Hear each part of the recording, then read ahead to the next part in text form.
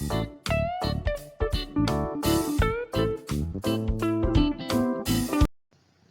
This is Vinaykant.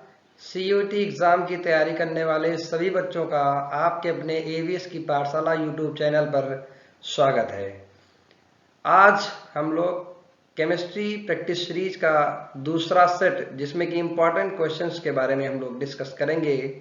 I hope आप लोगों ने प्रैक्टिस सीरीज का प्रैक्टिस सेट 1 आपने विजिट कर लिया होगा।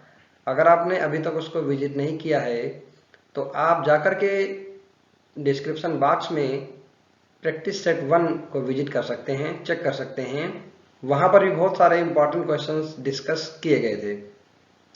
तो चलिए, आई होप आप लोगों की तैयारी बहुत अच्छी से चल रही होगी। और अगर आप अभी भी अपनी तैयारी को अच्छे से नहीं शुरू किए हैं तो बहुत अच्छे तरीके से आप लग जाइए, कमर कस लीजिए, क्योंकि आपका एग्जाम बहुत ही नज़दीक है। और जो बच्चे बीएचयू, जेएनयू या फिर जो भी आपका मनपसंद यूनिवर्सिटी में आप एडमिशन लेना चाहते हैं, आप अपनी तैयारी को बहुत ही बेहतरीन तरीके से शुरू कर दीजिए। अब ये नहीं कह रहा हूं कि प्रैक्टिस सेट हमारे ही देखिए, आप प्रैक्टिस सेट और भी जगह से कई सारे YouTube channel practice set solve करवा रहे हैं, वहां पर जाकर के देख लीजिए। आप इस समय स्वार्थी बन जाइए, ठीक है। स्वार्थी का मतलब ये है कि आप अपनी तैयारी से मतलब रखिए। आपको क्वेश्चन चाहे जहां से मिले, सभी क्वेश्चंस आपको प्रैक्टिस करके जाना है। तो चलिए स्टार्ट करते हैं। आज का हमारा पहला question, reaction not involving a carbon ion is, यानी कि वह अवक्रिया किसमें कार्बन आयन शामिल नहीं होता है, उसको क्या कहते हैं। यानी वो कौन सी रिएक्शन है जिसमें कार्बन आयन नहीं जो है शामिल नहीं होता है। पहला ऑप्शन है एल्डोल कंडेंसेशन, दूसरा ऑप्शन है क्लेजन कंडेंसेशन, और तीसरा ऑप्शन है डिहाइड्रेशन ऑफ एल्कोहल, चौथा ऑप्शन है परकिन रिएक्शन। इस रिएक्शन में ये 4 रिएक्शन दी हुई हैं। इन चारों रिएक्शन में आपको एक ऐसी रिएक्शन का सिलेक्शन करना है जिसमें कार्बन आयन नहीं बनता है। बाकी 3 ऑप्शन में कार्बन आयन बनता है और एक ऑप्शन में कार्बन आयन नहीं बनता है। ये डायरेक्ट क्वेश्चन नहीं पूछा गया है कि ये कौन सी रिएक्शन है, इसमें आपको ये पता करना है कि कार्बन आयन किसमें नहीं बनता है। तो चलिए हम लोग एक एक रिएक्शन को अच्छे से समझते हैं। पहला है एल्डोल कंडेंसेशन। एल्डोल कंडेंसेशन का नाम आपने सुना ही होगा और आपको रिएक्शन आती ही होगी, आई होप। लेकिन अगर कुछ बच्चों को ये रिएक्शन नहीं आती है तो मैं इसका एग्जांपल आपको बता दे रहा हूँ। एल्डोल कंडेंसेशन में एल्डिहाइड आपस में रिएक्ट करते हैं, लेकिन ऐसे एल्डिहाइड आपस में रिएक्शन करते हैं जिसमें अल्फा हाइड्रोजन होता है। आई होप आपको अल्फा हाइड्रोजन पता होगा क्या होता है। अगर आपको नहीं पता है तो आप तुरंत इस वीडियो को पॉज करिए और जाकर के अल्फा हाइड्रोजन के बारे में ढूंढिए, पढ़िए, और क्या होता है उसको कमेंट में जरूर लिखिए, ठीक है। तो चलिए हम लोग देखते हैं एल्डोल कंडेंसेशन क्या होता है। सबसे पहले हम देखते हैं जो CH3CHO होता है, CH3CHO, इसको हम ऐसे लिख लेते हैं। और इसका दूसरा जो मॉलिक्यूल है CH3CHO का, इसको हम लोग इस तरह लिख लेते हैं। ये आपस में रिएक्ट करते हैं। क्या करते हैं? रिएक्ट करते हैं। ये जो कार्बन है इस हाइड्रोजन से अपने इलेक्ट्रॉन खींच लेता है और इसके ऊपर आता है माइनस चार्ज, और हाइड्रोजन के ऊपर आता है पॉजिटिव चार्ज। इसी तरीके से जो ऑक्सीजन है वो अपने इलेक्ट्रॉन को क्या करता है? अट्रैक्ट कर लेता है, जिसकी वजह से ऑक्सीजन के ऊपर नेगेटिव चार्ज आता है और कार्बन के ऊपर क्या आता है? पॉजिटिव चार्ज आता है। आप लोगों को पता होगा रिएक्शन अब किस तरह होती है। निगेटिव चार्ज कहाँ जाएगा? पॉजिटिव के पास, और पॉजिटिव चार्ज कहाँ जाएगा? निगेटिव के पास। तो जो प्रोडक्ट बनेगा क्या बनेगा? CH3COH, और यहां पर एक हाइड्रोजन है, ये CH2CHO। ये जो हमारा प्रोडक्ट बना है इसका नाम है एल्डोल। क्या नाम है? एल्डोल। इस एल्डोल में आपने एक चीज गौर किया होगा कि यहां पर सबसे पहले स्टेप में अगर इसकी मैकेनिज्म की बात करें तो जो CH3CHO के 2 मॉलिक्यूल हैं, उनमें से एक मॉलिक्यूल के ऊपर जो कार्बन है CH3CHO में, उस कार्बन के ऊपर क्या आता है? एक निगेटिव चार्ज आता है। निगेटिव चार्ज सबसे पहले जनरेट होता है, लेकिन ऑप्शन में क्या पूछा गया है? जिसमें निगेटिव चार्ज नहीं शामिल होता है, इसी रिएक्शन बताना है, ठीक है। तो अब हम लोग देखते हैं दूसरा रिएक्शन, क्लेजन कंडेंसेशन, यानी कि क्लेजन संघनन क्या होता है। क्लेजन संघनन में क्या होता है कि एथिल एसीटेट के 2 मॉलिक्यूल आपस में रिएक्ट करते हैं। इसको हम लोग समझते हैं क्लेजन कंडेंसेशन क्या होता है। क्लेजन कंडेंसेशन होता है CH3 C double bond O O C2H5। ये क्या है? Ethyl acetate. ये क्या है? Ethyl acetate. और एथिल एसीटेट के दो मॉलिक्यूल आपस में रिएक्ट करते हैं। किसकी प्रेजेंस में रिएक्ट करते हैं? सोडियम एथॉक्साइड की प्रेजेंस में, NaOC2H5। सोडियम एथॉक्साइड की प्रेजेंस में रिएक्ट करता है और रिएक्ट करने के बाद जो कंपाउंड बनाता है उस कंपाउंड का नाम है यहाँ पर beta keto ester. Beta keto ester का फार्मूला क्या होता है? CH3 C double bond O CH2 C double bond O OC2H5। ये है बीटा कीटो ईस्टर। क्या है ये? Beta keto ester. अब ये बीटा कीटो ईस्टर जो बनाता है, तो हम अब इसको समझ लेते हैं इसकी मैकेनिज्म, ठीक है? क्योंकि बिना मैकेनिज्म के हम ये समझ नहीं पाएंगे कि इसमें पॉजिटिव चार्ज बना है कि नेगेटिव चार्ज बना है। तो चलिए हम लोग नेक्स्ट स्लाइड पे देखते हैं, इसका मैकेनिज्म देख लेते हैं। चलिए, CH3 C double bond O OC2H5 1 मोल, और इसी का दूसरा मॉलिक्यूल है CH2, इसको हम H यहाँ पे लिखते हैं, C double bond O OC2H5। अब ये क्या होता है कि ये कार्बन अपने इलेक्ट्रॉन को क्या करता है? अट्रैक्ट करता है, जिसकी वजह से यहाँ क्या आता है? Negative charge. इस हाइड्रोजन के पास क्या आता है? पॉजिटिव चार्ज आता है। इसी तरीके से ये ऑक्सीजन भी अपने इलेक्ट्रॉन को अट्रैक्ट कर लेता है, तो यहाँ पे नेगेटिव चार्ज आएगा और इस कार्बन के पास क्या आता है? पॉजिटिव चार्ज आता है। तो ये जो हाइड्रोजन है, ये हाइड्रोजन शिफ्ट हो जाता है, यानी कि यहाँ पर बनता है C2H5 C2H5OH बाई प्रोडक्ट के रूप में निकलता है, प्लस साथ में क्या निकलता है? CH3 C double bond O CH2 C double bond O OC2H5। इसका नाम है बीटा कीटो ईस्टर। क्या नाम है? Beta keto ester. अब हम लोग देखेंगे नेक्स्ट जो रिएक्शन है। नेक्स्ट रिएक्शन कौन सी थी? नेक्स्ट रिएक्शन हमारी थी एल्कोहल का डिहाइड्रेशन, यानी dehydration of alcohol. Dehydration of alcohol. Alcohol का डिहाइड्रेशन था। तो आप सभी को पता होना चाहिए, जैसे मान लीजिए हम C2H5OH, ये क्या है? एथिल एल्कोहल है। इसका हम लोग डिहाइड्रेशन करेंगे तो आपको पता है कि कंसंट्रेट H2SO4 की प्रेजेंस में जब रिएक्शन कराते हैं 170 या 180 डिग्री सेल्सियस पर, तो यहाँ से वाटर का मॉलिक्यूल निकलता है। क्या निकलता है? वाटर का मॉलिक्यूल। तो यहाँ पर बनता क्या है? CH2 double bond CH2 plus क्या निकलता है? H2O निकलता है। अब इसकी मैकेनिज्म को हम समझ लेते हैं। मैकेनिज्म तभी तो हमको समझ में आएगा कि यहाँ पर क्या पॉजिटिव बन रहा है, निगेटिव बन रहा है। तो ध्यान से आप लोग देखिए, इसको हम इससे लिखते हैं। सबसे पहले स्टेप फर्स्ट में क्या होता है? H2SO4 जो होता है, सल्फ्यूरिक अम्ल जो है, सांद्र सल्फ्यूरिक अम्ल, ये H प्लस HSO4 माइनस में ब्रेक होता है। स्टेप 2 में क्या होता है? ध्यान से इसको समझना। स्टेप 2 में यह होता है कि जो CH3 CH2OH है, ये H प्लस के साथ रिएक्ट करता है। जब H प्लस के साथ रिएक्ट करता है तो ये जो हाइड्रोजन है, ये सपोर्ट करता है ये ऑक्सीजन। तो यहाँ पर देखिए CH3 CH2 OH2 प्लस बनता है।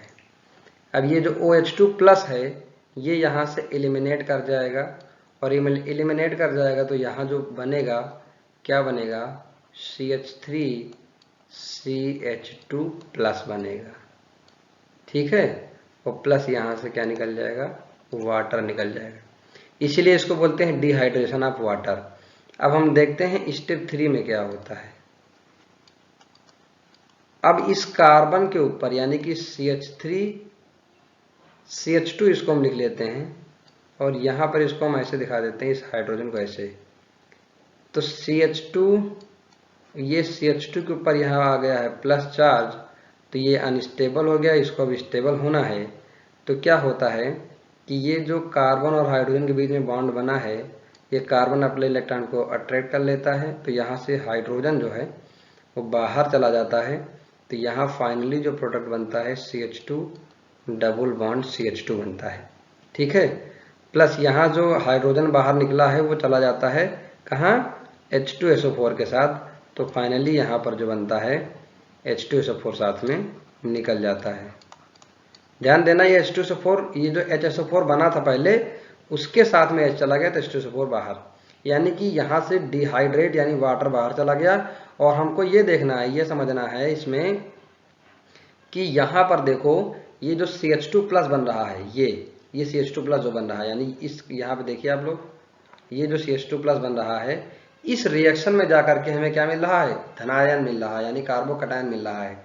यानी हमने जो रिएक्शन देखी कौन कौन सी देखी, क्लेजन कंडेंसेशन देखी और एल्डोल कंडेंसेशन देखी। एल्डोल कंडेंसेशन और क्लेजन कंडेंसेशन, इन दोनों में निगेटिव यानी कार्बन आयन बन रहा था, लेकिन डिहाइड्रेशन ऑफ एल्कोहल में कार्बन आयन नहीं बना, यानी कि हमारा ऑप्शन सी क्या होगा, राइट होगा। Option C is the right answer. Option C is the right answer. Okay, चलिए अब लोग देखते हैं दूसरा question. Electrophilic addition on a carbon carbon double bond involves the intermediate formation of a more stable carbocation. This statement is called. यानी कि ये statement क्या कह रहा है, ये स्टेटमेंट कह रहा है कि अगर कार्बन कार्बन डबल बॉन्ड है, सपोज करिए ये कार्बन कार्बन डबल बॉन्ड है और यहाँ पर एक कार्बन और जुड़ा हुआ है, यानी कार्बन कार्बन के बीच में क्या है, डबल बॉन्ड है, और यहाँ पर कोई इलेक्ट्रोफाइल आकर के अटैक करना चाहता है। इलेक्ट्रोफाइल मतलब E पॉजिटिव अटैक करना चाहता है। तो सबसे पहले देखो ये जो बॉन्ड है या तो इधर को ब्रेक हो सकता है या इधर को ब्रेक हो सकता है। अगर इधर को ब्रेक होगा तो यहाँ माइनस आएगा और यहाँ क्या आएगा, प्लस आएगा।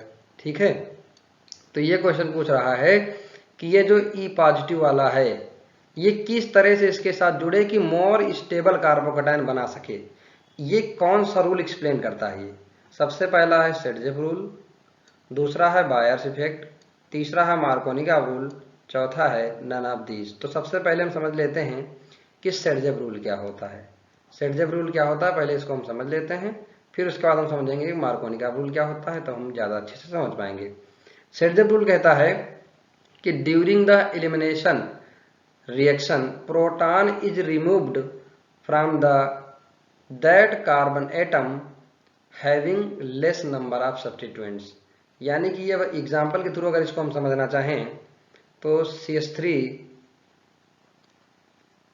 CH2 CH CH3 और यहाँ पर हम कोई Cl या हेलोजन जोड़ दें और यहाँ पर KOH के साथ हम रिएक्शन करा दें, वो भी कैसा, एल्कोहलिक KOH। कैसा है, एल्कोहलिक KOH। तो यहाँ पर दो कंडीशन बनेंगी। कितनी कंडीशन बनेंगी, दो कंडीशन बनेंगी। पहली कंडीशन क्या होगी, दो कंडीशन बनेंगी तो पहली कंडीशन क्या होगी, एलिमिनेशन रिएक्शन होता है सेडजेफ रूल में।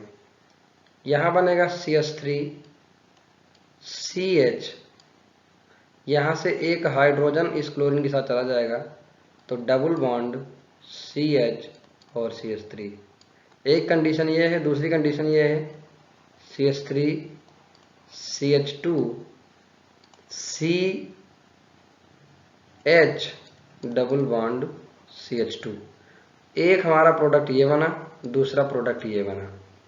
अब ध्यान से देखिए, डबल बॉन्डेड कार्बन एटम एक ये है और दूसरा ये है। इससे जुड़े हुए हमारे पास दो एल्किल ग्रुप हैं, एक एल्किल ग्रुप ये है, दूसरा एल्किल ग्रुप ये है। यानी कि ये वाला जो कंपाउंड होगा 80% होगा। कितना होगा? 80%। और ये वाला जो प्रोडक्ट होगा ये 20% होगा। ऐसा इसलिए होगा क्योंकि ये जो डबल बॉन्डेड कार्बन एटम है इससे जुड़ा हुआ सिर्फ एक एल्किल ग्रुप है और इससे जुड़े हुए दो एल्किल ग्रुप हैं। तो दो मोर एल्किल ग्रुप जब होते हैं तो क्या होता है? ज्यादा स्टेबल होता है। ओके, यही जो है स्टेटमेंट कहता है सेडजेफ रूल। ठीक, अब हम लोग समझेंगे मार्कोनी का रूल क्या कहता है, फिर हम आएंगे आंसर पे कि हमारा आंसर राइट क्या होगा। ठीक है, चलिए हम लोग समझ लेते हैं मार्कोनी का रूल क्या होता है। इसको इरेज कर देते हैं पहले।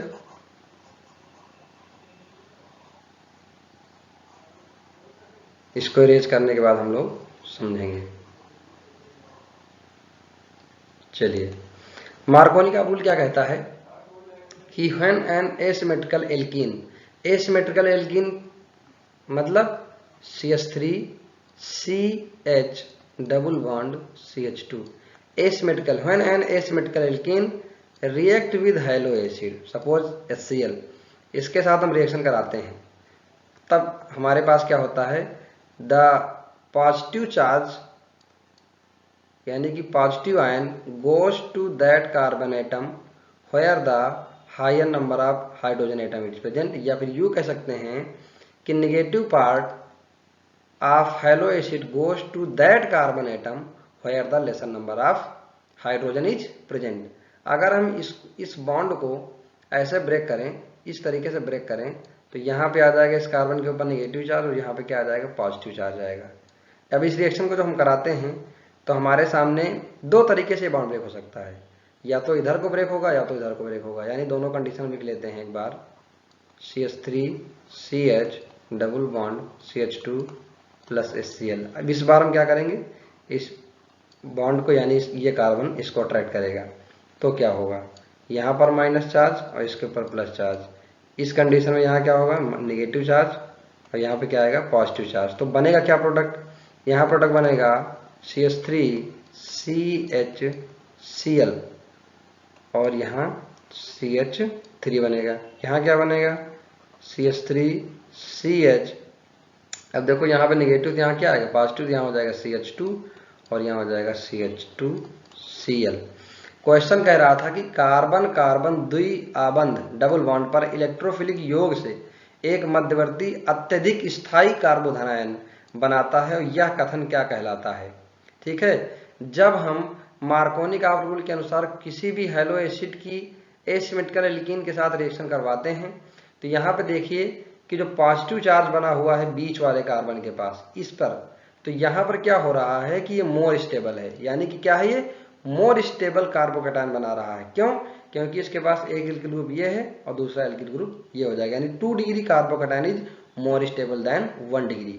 ठीक है, तो यहाँ पर ये भी कंडीशन बनती है, लेकिन 2 डिग्री क्या है? मोर स्टेबल होती है। अगर हम स्टेबिलिटी कार्बोकैटायन की बात करें, स्टेबिलिटी ऑफ कार्बोकैटायन, जब भी आपके सामने ये क्वेश्चन आता है तो 3 degree carbocation is more stable than 2 degree carbocation than 1 degree. 3 degree carbocation is more stable than 2 degree, 2 degree carbocation is more stable than 1 degree. I hope आप लोगों को ये काफी अच्छे समझ में आ गया होगा।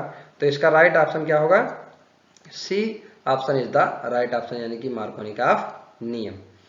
बढ़ते हैं हम लोग नेक्स्ट क्वेश्चन की ओर। Which one of the following carbohydrates and the product formed by its oxidation with concentrated nitric acid is correctly matched। यानी ये क्वेश्चन कह रहा है कि ये जो ऑप्शन लिखे हुए हैं 4 ऑप्शन ये रिएक्टेंट हैं और अगर हम इनका ऑक्सीडेशन कराते हैं in the presence of nitric acid तो क्या प्रोडक्ट बनता है? इनमें से कोई एक ऑप्शन सही है, 3 ऑप्शन गलत हैं। आपको ये सिलेक्ट करना है। पहला है ग्लूकोज का जब ऑक्सीडेशन होता है तो सैकरिक एसिड बनता है। फ्रक्टोज का जब ऑक्सीडेशन होता है तो ऑक्जेलिक एसिड बनता है। सुक्रोज का जब ऑक्सीडेशन होता है तो टार्टरिक एसिड बनता है और सेलुलोज का जब ऑक्सीडेशन होता है तो ग्लाइकोलिक एसिड बनता है। गेस करिए कौन सा ऑप्शन सही होगा?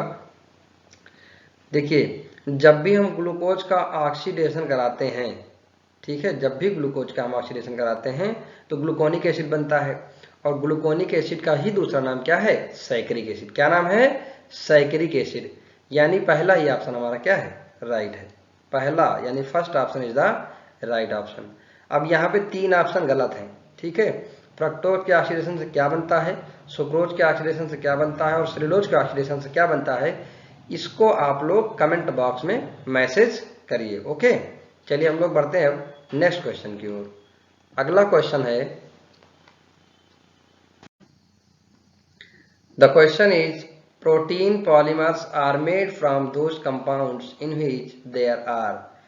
ये क्वेश्चन कह रहा है कि जो पॉलीमर प्रोडक्ट होता है प्रोटीन, वो इनमें से किस किस का बना होता है, या इनमें से कौन सा ऑप्शन सही है जिससे बना होता है।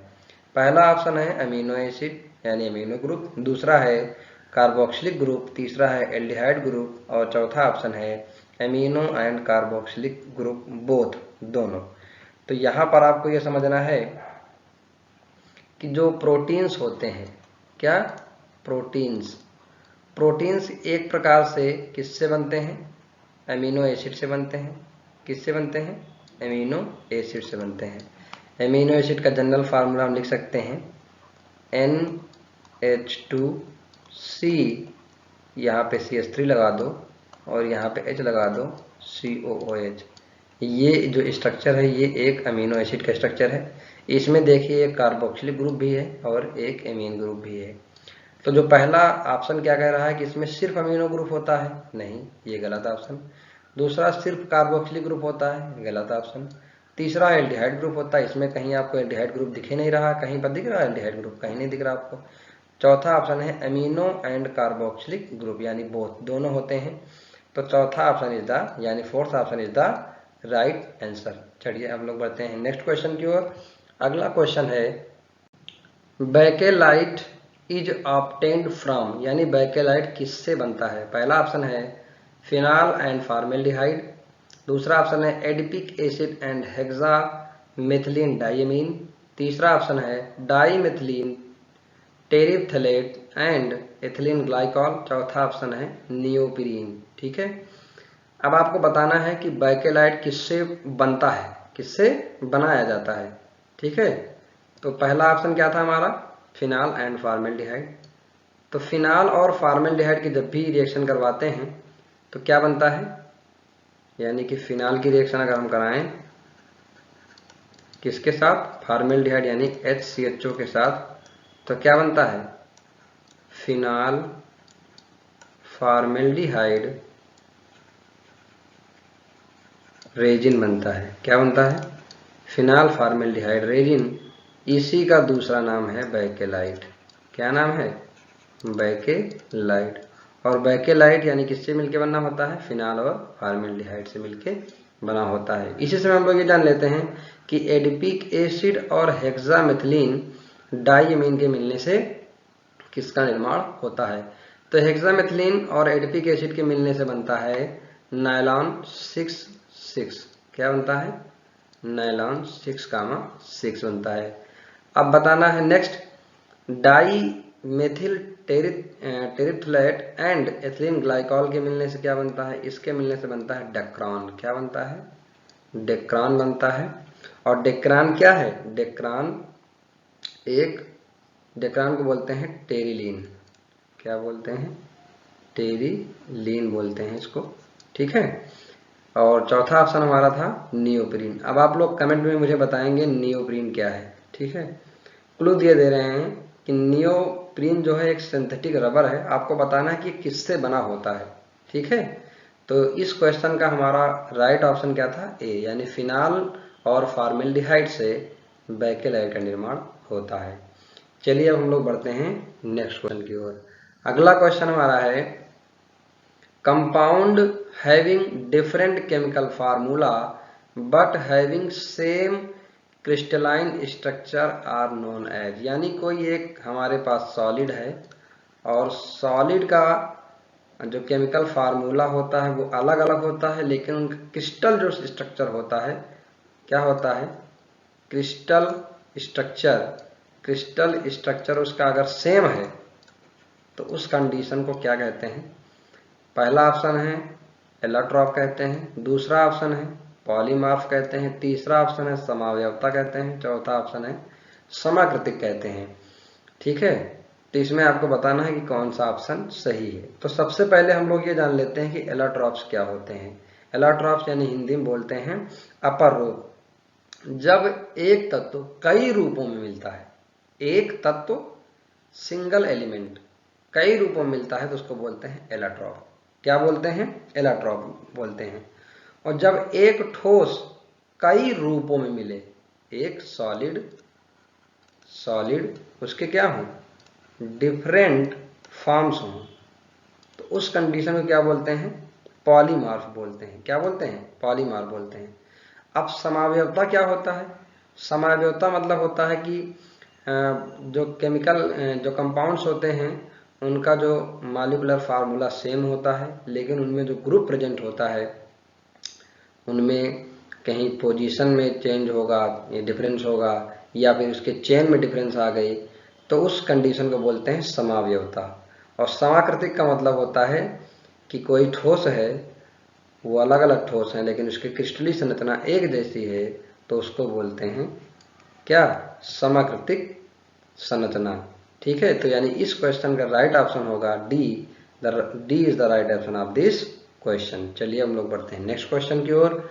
अगला क्वेश्चन है, if in a molecule the reaction site is adjacent to an asymmetric centre, then the attacking group is attached from the site of the small group. This statement is known as, यानी ये statement क्या कहलाता है? ये कह रहे हैं कि कोई एक एसिमेट्रिक सेंटर है और एसिमेट्रिक सेंटर में जो उसका एडजेसेंट ग्रुप है ना, कोई जो मान लीजिए कि एडजेसेंट ग्रुप लगे हुए हैं, यहाँ पे CH3 लगा है, एक तरफ H लगा है, एक तरफ Cl लगा है, एक तरफ यहाँ मान लीजिए मैंने OH लगा दिया है ना, ये एसिमेट्रिक है, इसको एकाइरल सेंटर बोलते हैं। तो अब ये कह रहे हैं कि मान लीजिए कोई दूसरा ग्रुप आकर के यहाँ अटैक करना चाहता है तो वह स्मॉल ग्रुप की तरफ से अटैक करता है। ये स्टेटमेंट क्या कहलाता है? ठीक है, क्रैम नियम कहलाता है, प्रेलॉग नियम कहलाता है, ब्रेट नियम कहलाता है, या मार्कोनी-काब नियम कहलाता है। देखिए मार्कोनी-काब नियम तो हम बता चुके हैं तुमको। जब एसिमेट्रिकल एल्कीन की रिएक्शन हेलो एसिड से कराते हैं तो नेगेटिव पार्ट हेलो एसिड का उस कार्बन पे जाकर के जुड़ता है जहां पर नंबर ऑफ हाइड्रोजन सबसे कम होते हैं। ठीक है, क्रैम नियम इसको हम लोग बाद में डिस्कस करेंगे, है ना। ये जो नियम है, ये नियम डिस्क्राइब कर रहा है प्रेलॉग को। किसको? प्रेलॉग्स रूल है। यानी जब कोई एसिमेट्रिकल या एसिमेट्रिक कोई कार्बन होता है, कोई कंपाउंड होता है, तो कोई दूसरा अगर ग्रुप वहां पर अटैक करना चाहता है तो सबसे छोटे वाले ग्रुप की तरफ से अटैक करता है। ये कौन सा नियम कहता है? ये प्रेलॉग नियम कहता है। आई होप आपको समझ में आ गया होगा। ब्रेट नियम क्या होता है? ब्रेट नियम कहते हैं जब कोई साइक्लिक स्ट्रक्चर हमारे पास कोई कंपाउंड है, उसमें कोई एक ब्रिज बना रहा होता है, तो जैसे मान लीजिए ये एक कंपाउंड है, ये कंपाउंड है, ये कंपाउंड क्या बना रही है? ये साइक्लिक कंपाउंड है और यहाँ पर एक ब्रिज बना रहा है। तो ये जो नियम है ब्रेट नियम, ये ब्रेट नियम कहता है कि ये डबल बॉन्ड यहाँ नहीं लग सकता है ना, और दूसरी जगह कहाँ नहीं लग सकता है? ये डबल बॉन्ड इस कंडीशन पे नहीं लग सकता है। कहाँ पर? ये डबल बॉन्ड यहाँ नहीं लग सकता है। ठीक है, नेक्स्ट अगर इसी को हम बनाएं तो ये डबल बॉन्ड और कहाँ नहीं ले सकता। ये ब्रेट नियम कहता है जब तक कि वो बहुत बड़ी संरचना ना हो, ये डबल बॉन्ड कहाँ लग सकता है? यहाँ लग सकता है। ये कहता है ब्रेट नियम। यानी ये दो ऑप्शन क्या होंगे? गलत होंगे। ये ऑप्शन ब्रेट नियम के अनुसार सही होगा। आई होप ये आपको समझ में आ गया होगा। ओके, चलिए अब हम लोग बढ़ते हैं नेक्स्ट क्वेश्चन की ओर। अगला क्वेश्चन हमारा है, geometrical isomerism is possible in case of, यानी ज्यामितीय समावयवता। ज्यामितीय समावयवता आपको बस एक चीज याद आनी चाहिए, जिसमें सिस और ट्रांस का फॉर्मेशन हो। किसका? सिस और ट्रांस का। सिस ट्रांस का फॉर्मेशन कहाँ होगा? जहां पे डबल बॉन्ड होगा। क्या होगा? डबल बॉन्ड होगा। तो पहला ऑप्शन क्या है? इथेन। दूसरा ऑप्शन है प्रोपेन, है ना। तीसरा ऑप्शन है ब्यूटीन 2 और चौथा ऑप्शन है प्रोपीन। तो देखिए यहाँ पर पहले वाले ए और बी तो होंगे नहीं। क्यों? क्योंकि यहाँ पे सिंगल बॉन्ड है। सिंगल बॉन्ड है ना। देखेंगे फार्मूला क्या होता है, C2H6, इसको हम लिखना चाहें तो CH3 सिंगल बॉन्ड CH3 लिख सकते हैं। प्रोपेन क्या होता है, C3H7, यानी इसको लिख सकते हैं CH3 CH2 CH3 यानी C3H8 होता है। ये प्रोपेन हो गया। लेकिन अगला हमारा जो है ब्यूटीन 2, ब्यूटीन 2 का मतलब है कि CH3 CH double bond CH single bond CH3। इसको दो रूपों में हम लिख सकते हैं। कितने रूपों में, दो रूपों में लिख सकते हैं। पहला रूप क्या होगा, ये जो C यहाँ पे लगा दिया मैंने CH3 और यहाँ पे लगा दिया H डबल बॉन्ड C और एक तरफ लगा दिया मैंने CH3 और एक तरफ लगा दिया H। दूसरा रूप किस तरह लिख सकते हैं, C डबल बॉन्ड C, एक तरफ लगा दिया मैंने CH3 इधर और इधर लगा दिया अपोजिट साइड में CH3, यहाँ पे लगा दिया CH3, यहाँ पे H और यहाँ पे H। इस कंडीशन को बोलते हैं ट्रांस कंडीशन। क्या बोलते हैं, ट्रांस। इसको क्या बोलते हैं, सिस। जब दो सेम ग्रुप एक ही तरफ हो डबल बॉन्ड के तो उसको बोलते हैं सिस, और जब दो अपोजिट साइड में हो, दोनों क्या हो अपोजिट साइड में हो, तो उसको बोलते हैं ट्रांस कंडीशन। तो सिस ट्रांस कंडीशन कहाँ बन रही है, ब्यूटीन 2 में, यानी C is the right option of this question. Geometrical isomerism इनमें से कौन में नहीं होगा, तो ब्यूटीन 2 में, ब्यूटीन 2 में होगा, ठीक है, बाकी इन तीनों में नहीं होगा क्योंकि ये प्रोपीन है। ओके, चलिए हम लोग बढ़ते हैं नेक्स्ट क्वेश्चन की ओर। अगला क्वेश्चन है कंसीडर द स्टेटमेंट। एक स्टेटमेंट दिया गया है, एक असर्शन दिया गया है और दूसरा रीजन दिया गया है। असर्शन क्या है, लेमडा मैक्स ऑफ एक कंपाउंड दिया गया है is higher than that of इस कंपाउंड, यानी दो कंपाउंड, दोनों के ऑप्शन अलग, मतलब दोनों कंपाउंड अलग अलग हैं, ठीक है। तो दोनों कंपाउंड के जो लेमडा मैक्स होता है वो दिया गया है और ये पहले वाले का ज्यादा होता है दूसरे वाले से। इसका रीजन क्या है, base value for homo annular diene is more than that of hetero annular diene. अब होमो और हेट्रो का मतलब क्या होता है, होमो का मतलब होता है जब सेम रिंग में दो डबल बॉन्ड, एक डबल बॉन्ड ये और दूसरा डबल बॉन्ड ये, जब एक ही रिंग में दो डबल बॉन्ड लगे हों तो उसको क्या बोलते हैं, ये देखो एक डबल बॉन्ड ये एक डबल बॉन्ड ये, ठीक है, इसको बोलते हैं होमो एनुलर रिंग, ठीक है, होमो एनुलर डाइईन बोलते हैं इसको। अब यहाँ पे देखो दो अलग अलग, एक ये रिंग है एक ये रिंग है, दोनों रिंग में एक एक डबल बॉन्ड है ना, तो ये क्या हो जाएगा हेट्रो एनुलर डाइईन। अब ये कह रहे हैं बेस वैल्यू, ठीक है, तो बेस वैल्यू किसकी ज्यादा होगी, है ना, बेस वैल्यू होमो एनुलर की ज्यादा होगी कि हेट्रो एनुलर की ज्यादा होगी। तो यहाँ पर आपको पता होना चाहिए कि होमो एनुलर की बेस वैल्यू ज्यादा होती है। क्यों ज्यादा होती है, क्योंकि इसकी लेमडा एक मैक्स अधिक होती है। यानी कि ये जो यहाँ पर दिए गए हैं, पहला ऑप्शन क्या है, select the correct answer using the codes given below, both A and R are true and R is the correct explanation of A. दूसरा ऑप्शन है both A and R are true and R is not the correct explanation of A. तीसरा option है A is true but R is false. चौथा option है A is false but R is true. तो यहाँ पे ध्यान से देखिए, जो लेमडा मैक्स पहले वाले होमो एनुलर रिंग की डाइईन की ज्यादा है किससे, दूसरे वाले से, तो पहला भी सही है। दूसरा कह रहा है बेस वैल्यू, यानी ये बढ़िया सा एक्सप्लेन कर रहा है, असर्शन को एक्सप्लेन कर रहा है, तो यहाँ पर पहला ऑप्शन क्या हो जाएगा, सही ऑप्शन हो जाएगा, यानी both A and R are true and R is the correct explanation of A. Okay, I hope आपको समझ में आ गया होगा। अब हम लोग देखते हैं नेक्स्ट क्वेश्चन की ओर। अगला क्वेश्चन है, in a Bohr model of hydrogen atom let R V and E represent the radius of the orbit, the speed of the electron and total velocity of the electron respectively, which of the following quantity is proportional to the quantum number n, quantum number n। Okay, चलिए मुख्य quantum संख्या के respect में पूछ रहा है, तो चलिए हम लोग पढ़ते हैं सबसे पहले Bohr's model of atom. Bohr's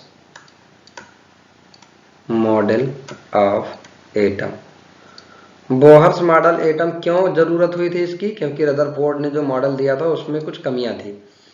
तो बोहर जो थे ये अपना मॉडल इन्होंने प्रस्तुत किया और रदरफोर्ड की कमियों को दूर करते हुए इन्होंने प्लैंक के क्वांटम सिद्धांत को फॉलो किया था, इन्होंने अपनाया था, उस प्रयोग को किया था। तो उसके आधार पर इन्होंने बताया था कि जो न्यूक्लियस होता है, न्यूक्लियस के चारों ओर क्या होते हैं, ऑर्बिट्स होते हैं।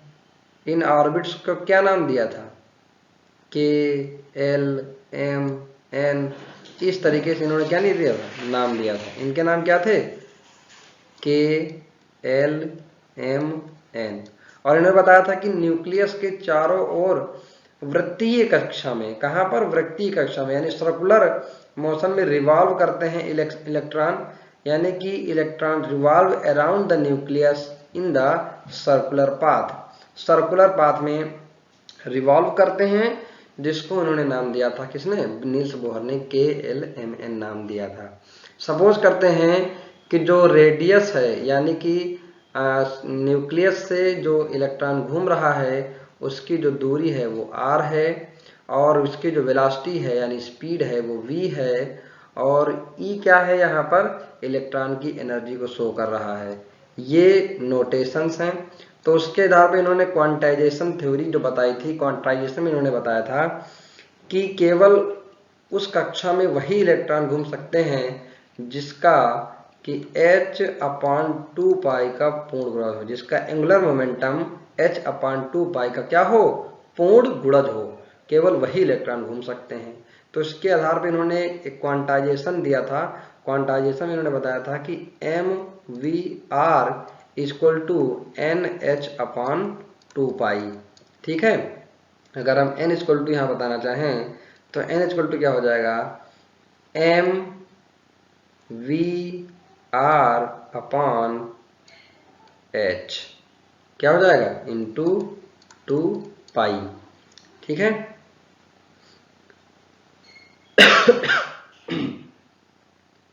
mvr into 2π/h। अगर हम बात करें, अगर हम m/2π इसको हम क्या करें, कांस्टेंट कर लें, h इसको क्या कर लें, कांस्टेंट कर लें। अगर ये कांस्टेंट हो जाएगा तो क्या होगा, n इक्वल टू क्या बचेगा, n इक्वल टू बचेगा vr।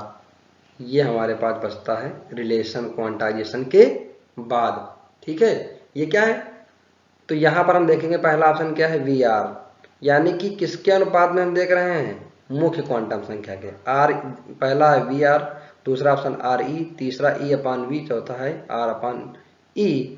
तो इस क्वेश्चन का राइट ऑप्शन क्या होगा, first option is the right answer of this question. ठीक है, अब आप लोग थोड़ा सा इस वीडियो को यहीं पास करिए और बोहर्स का जो एटॉमिक मॉडल है उसको अच्छे से जाकर के अभी 10 मिनट के अंदर उसको पढ़िए। उसके बाद आप लोग इस क्वेश्चन को सॉल्व करने के प्रयास करिए अपने तरीके से। ठीक है, चलिए हम लोग बढ़ते हैं नेक्स्ट क्वेश्चन की ओर। अगला क्वेश्चन हमारा है, the magnetic quantum number is related to, क्या कह रहे हैं कि जो मैग्नेटिक क्वांटम नंबर है जिसको हम लोग किससे डिनोट करते हैं, किससे डिनोट करते हैं बताइए, m से। मैग्नेटिक क्वांटम नंबर किससे डिनोट करते हैं, स्मॉल m से। ठीक है, ये क्या रिलेट करता है, क्या बताता है, ये इसको हमने बहुत अच्छे से एग्जांपल देके आपको समझाया था। ठीक है, पहला ऑप्शन है आकार से, दूसरा ऑप्शन है शेप से, तीसरा ऑप्शन है ओरिएंटेशन से, चौथा ऑप्शन है स्पिन से, चक्रण से। तो देखिए चक्रण कौन बताता है, चक्रण तो बताता है भाई s, है ना। s क्या है, स्पिन क्वांटम नंबर, ये चक्रण बताता है। अब आप लोग मुझे कमेंट में बताइए कि आकार और आकृति कौन कौन बताता है। एक तो एजीमुथल क्वांटम नंबर है, एक प्रिंसिपल क्वांटम नंबर है, मैग्नेटिक क्वांटम नंबर है और स्पिन क्वांटम नंबर है। तो आकार कौन बताता है और आकृति कौन बताता है, इसको आप हमें कमेंट बॉक्स में बताइए। ठीक है, तो मैग्नेटिक क्वांटम नंबर क्या बताता है, ओरिएंटेशन बताता है, क्या बताता है, ओरिएंटेशन बताता है। आई होप आपको समझ में आ गया होगा। अब बढ़ते हैं नेक्स्ट क्वेश्चन की ओर। अगला क्वेश्चन है, the hybridisation of oxygen in water is, water जो मॉलिक्यूल होता है उसका स्ट्रक्चर कुछ ऐसा होता है, इसके पास क्या होते हैं, इलेक्ट्रॉन होते हैं, जिसकी वजह से बॉन्ड जो ये एंगल है ये थोड़ा सा कम हो जाती है। ये स्ट्रक्चर है H2O का, और इसमें आपको बताना हाइब्रिडाइजेशन। अब हाइब्रिडाइजेशन हम आपको बहुत अच्छे से पढ़ाए हैं। हाइब्रिडाइजेशन में सिंपली आपको यह समझना है, पहला ऑप्शन देख लेते हैं क्या है, sp3, दूसरा ऑप्शन है sp2, तीसरा ऑप्शन है sp और चौथा ऑप्शन है spd, sp2d। अब देखिए ऑक्सीजन का एटॉमिक नंबर कितना होता है, 8 होता है। ठीक है, इसका इलेक्ट्रॉनिक कॉन्फ़िगरेशन करोगे तो क्या होगा, 1s2, 2s2, 2p4। ये देखिए यहाँ पर है ना, तो ये 2s2 और 2p4। अब देखिए p में कितने इलेक्ट्रॉन भर सकते हैं, टोटल 6 भर सकते हैं, लेकिन यहाँ पे कितने इलेक्ट्रॉन हैं आपके पास, केवल 4 हैं, तो 1 2 3 एंड 4। अब यहाँ पे देखिए तो भाई लास्ट वाले इलेक्ट्रॉन जो आए दूसरे वाले सेल में जा रहे हैं, दूसरे वाले ऑर्बिट में, है ना, तो इसमें 2 इलेक्ट्रॉन भरेंगे हम। ये ग्राउंड स्टेट में है, कहाँ पर है, ग्राउंड स्टेट में है। जब ये मिक्स करेंगे हाइब्रिड स्टेट में जाएंगे तो क्या हो जाएंगे, चारों मिल जाएंगे आपस में, है ना, 1 2 3 4। तो इस तरह से आपस में मिल जाएंगे, तो 1 2 3 4 5 6। यानी कि अगर हमने आपको एक एग्जांपल लड्डू से देके समझाया था कि मान लीजिए एक लड्डू है, उसका कलर कैसा है, पीला है। एक लड्डू है, उसका कलर कैसा है, 3 लड्डू इधर है, इनका कलर कैसा है, लाल है ना। तो एक पीला लड्डू है और 3 क्या है, लाल लड्डू है। अब जब इनको हम मिक्स कर देंगे तो ये जो पीला वाला लड्डू है, तीनों में लाल में बराबर बराबर बढ़ जाएगा कि नहीं बढ़ जाएगा, सब में बढ़ जाएगा। तो ये भी sp3 है ना, ये भी sp3। ये क्यों, क्योंकि 3 लाल वाले हैं, लाल वाले को हम मान लेते हैं p और इसको मान लेते हैं s। तो sp कितने हैं, 3 है, तो sp3 sp3 sp3 sp3। यानी कि जो H2O है ऑक्सीजन में, इस H2O में जो ऑक्सीजन है इसका हाइब्रिडाइजेशन कैसा है, sp3। क्या है, sp3। आई होप आप क्वेश्चन आपको समझ में आ गया होगा। बढ़ते हैं हम लोग नेक्स्ट क्वेश्चन की ओर। अगला क्वेश्चन है 90 ग्राम वाटर में how much oxygen can be obtained from 90 kg of water. 90 kilogram क्या है, वाटर है। अब पूछ रहा है इसमें ऑक्सीजन कितना होगा। भैया बहुत बढ़िया क्वेश्चन है ये, समझ लीजिए। मतलब 90 किलो पानी ले लिया है और इसमें पूछ रहा है कि ऑक्सीजन कितना होगा।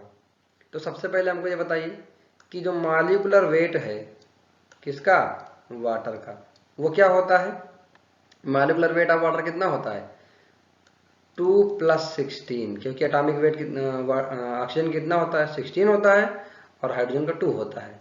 कितना हो जाएगा, 18, है ना। यानी कि 16 ग्राम, अगर हम 16 ग्राम वाटर लें तो उसमें नहीं 18 ग्राम, एक मिनट, 18 ग्राम अगर हम वाटर लेते हैं, है ना, तो उसमें कितना निकल रहा है, 16 ग्राम ऑक्सीजन निकल रहा है। अगर हम 1 ग्राम की बात करें, अगर हम 1 ग्राम वाटर लेंगे तो कितना निकलेगा, 16/18 निकलेगा। उसी तरीके से अगर हम 90 का ले लें, 90 का कितने का, 90 का। अब यहाँ पे 90 kg पूछ रहा है, ठीक है, तो 90 kg वाटर लेंगे, क्या लेंगे, 90 kg वाटर। तो हो जाएगा 16/18 इंटू 90। इसको कैलकुलेट करोगे तो 18 1 जा 18 और 18 5 जा 90 और 16 5 जा कितना हो जाएगा, 80।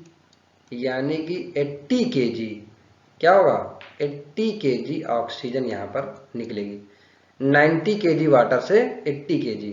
देखिए ऑप्शन क्या है, पहला है 80 kg, दूसरा है 80 ग्राम, दूसरा है 8 kg और चौथा ऑप्शन है 8 ग्राम।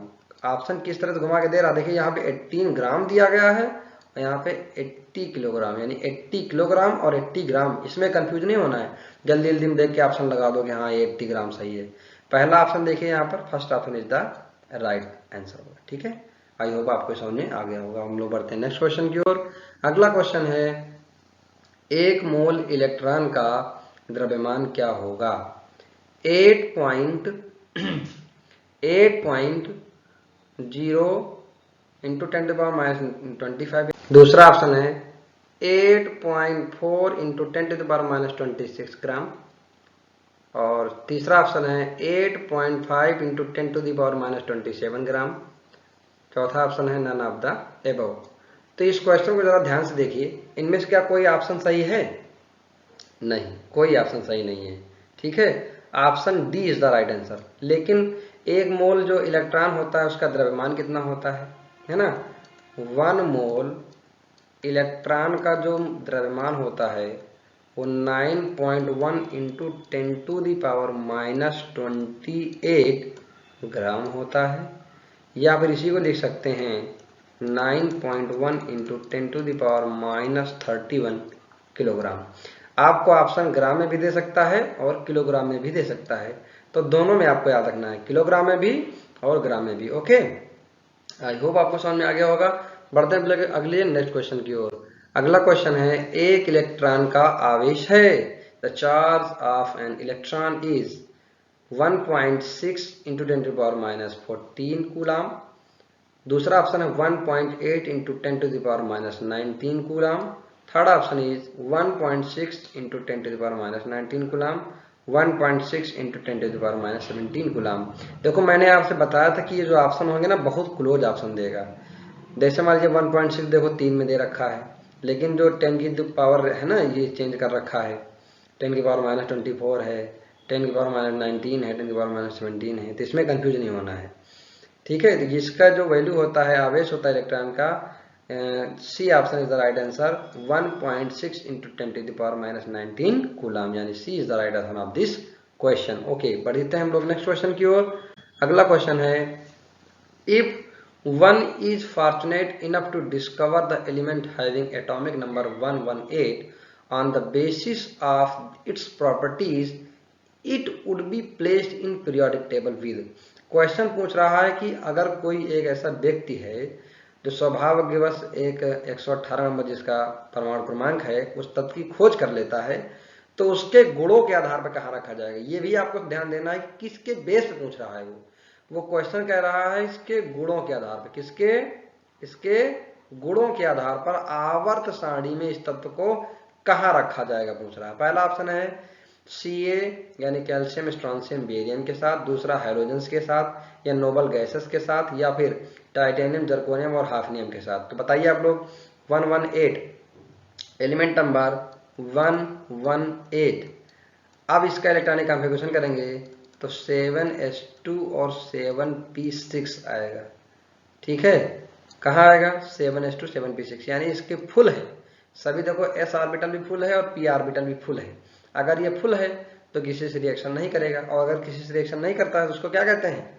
निष्क्रिय तत्व कहते हैं। उसी को अक्रिय तत्व कहते हैं, यानी इनर्ट। क्या कहेंगे? इनर्ट एलिमेंट है ये। क्या है? Inert element. और इनर्ट एलिमेंट को क्या बोलते हैं? इनर्ट गैस, है ना। क्या बोलते हैं? Inert gas. इन्हीं को बोलते हैं नोबल गैस, है ना। तो इसको कहाँ रखा जाएगा? या तो शून्य समूह में रखा जाएगा। ऑप्शन में शून्य समूह कहीं दिया नहीं गया है ना, शून्य समूह कहीं नहीं दिया गया है।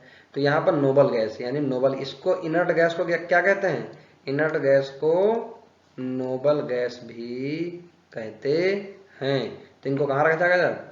नोबल गैस के साथ रखा जाएगा, यानी third option is the right answer of this question.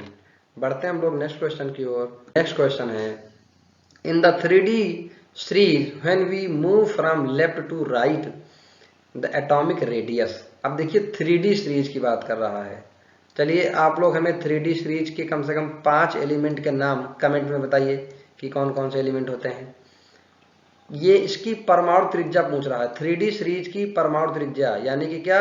Atomic radius की बात कर रहा है। एटॉमिक रेडियस क्या होगा अगर हम लेफ्ट से राइट जाते हैं? कहाँ? लेफ्ट से राइट जाएंगे तो एटॉमिक रेडियस पे क्या फर्क पड़ेगा? किसके? 3D सीरीज में जो एलिमेंट होते हैं उनके। पहला ऑप्शन है डिक्रीज होती है, दूसरा ऑप्शन है इंक्रीज होती है, तीसरा ऑप्शन है रिमेन्स ऑलमोस्ट सेम, कोई फर्क नहीं पड़ता है, चौथा ऑप्शन है नन ऑफ द एबव, यानी कि इनमें से कोई नहीं। आपको समझना है घटती है या बढ़ती है। परमाणु त्रिज्या घटेगी, है ना। मेरे हिसाब से परमाणु त्रिज्या क्या होगी, घटेगी। मेरे हिसाब से क्या सही है, परमाणु त्रिज्या घटेगी। क्यों घटेगी, क्योंकि इसका इफेक्टिव न्यूक्लियर चार्ज बढ़ता है। क्या बढ़ता है, effective nuclear charge. Effective nuclear charge क्या होता है, बढ़ता है, प्लस होता है। इसीलिए इसकी जो एटॉमिक रेडियस है वो क्या होती है, घटती है। Okay, A option is the right answer. I hope आपको समझ आ गया होगा। बढ़ते हैं नेक्स्ट क्वेश्चन की ओर। अगला क्वेश्चन है, ally shows diagonal relationship with. अब आप मुझे कमेंट में बताइए कि डायगोनल रिलेशनशिप क्या होता है। डायगोनल रिलेशनशिप क्या होता है। देखिए, एक है पीरियड फर्स्ट और दूसरा है period second. Period first period second में कौन कौन से एलिमेंट होते हैं, है ना। तो आप लिख सकते हैं LI BE BC। अब पीरियड 2 में कौन कौन से एलिमेंट होते हैं, हाँ, तो यहाँ पर देखिए लिथियम, बेरिलियम, बोरान और कार्बन। तो यहाँ पीरियड 1 नहीं पीरियड 2 होगा, क्योंकि 2 पीरियड में 2 और 3 के बीच में रिलेशनशिप होता है, डायगोनल रिलेशनशिप, है ना। तो यहाँ पे क्या होगा, पीरियड 3 कौन कौन से एलिमेंट, सोडियम, मैग्नीशियम, एल्यूमिनियम और सिलिकॉन, है ना। तो लिथियम एक विकर्ण की तरह संबंध बनाता है, उसी को डायगोनल रिलेशनशिप बोलते हैं। तो लिथियम मैग्नीशियम के साथ, बेरिलियम एल्यूमिनियम के साथ और बोरान किसके साथ, SI के साथ। ये SI है, ठीक है, सिलिकॉन है, इसके साथ डायगोनल रिलेशनशिप शो करता है। तो यहाँ पर पूछ रहा है कि Li किसके साथ विकर्ण संबंध प्रकट करता है, तो Li किसके साथ करता है, मैग्नीशियम के साथ। ओके, बढ़ते हैं हम लोग नेक्स्ट क्वेश्चन की ओर। Next question is, A substance has a definite shape as well as definite volume. This substance is called। ये सबको पता है कि डेफिनेट शेप और डेफिनेट वॉल्यूम किसका होता है, तो ठोस का होता है। ठीक है, बढ़ते हैं हम लोग नेक्स्ट क्वेश्चन की ओर। अगला क्वेश्चन है, आइसोटोप आर आइडेंटिफाइड बाई। यानी आइसोटोप किसके द्वारा आइडेंटिफाई किए जा सकते हैं। तो सबसे पहले आप ये बताइए कि आइसोटोप्स क्या होते हैं। चलिए तुरंत वीडियो को रोकिए और कमेंट में मैसेज करिए कि आइसोटोप क्या होता है। ओके, तो पहला ऑप्शन है पॉजिटिव रे एनालिसिस, दूसरा है एस्टन्स मास स्पेक्ट्रोग्राफ, तीसरा ऑप्शन है Dempster's mass spectroscope and D option is all of the above. ठीक है, तो ये जो एनालिसिस दिया गया है, दो स्पेक्ट्रोग्राफ दिए गए हैं, इन सब के द्वारा आइसोटोप की हम पहचान कर सकते हैं। कमेंट जरूर करिए आइसोटोप क्या होता है, ये एक बार आप कमेंट करेंगे तो आपको याद हो जाएगा वो, ठीक है, भूलेंगे नहीं। चलिए हम लोग बढ़ते हैं नेक्स्ट क्वेश्चन की ओर। ओके, तो यहाँ पर हमारे 20 इंपॉर्टेंट क्वेश्चंस समाप्त होते हैं। आई होप आपको ये सारे क्वेश्चन समझ में आए होंगे। अगर आपको किसी भी क्वेश्चन में कोई डाउट है तो आप कमेंट में मैसेज कर सकते हैं, ठीक है। अगर जो बच्चे चैनल पे नए आए हैं तो हमारे चैनल को यानी अपने चैनल को सब्सक्राइब करें और बेल आइकन को जरूर हिट कर लें, जिससे आने वाली वीडियोज़ के नोटिफिकेशन आपको मिलते रहें। Thank you.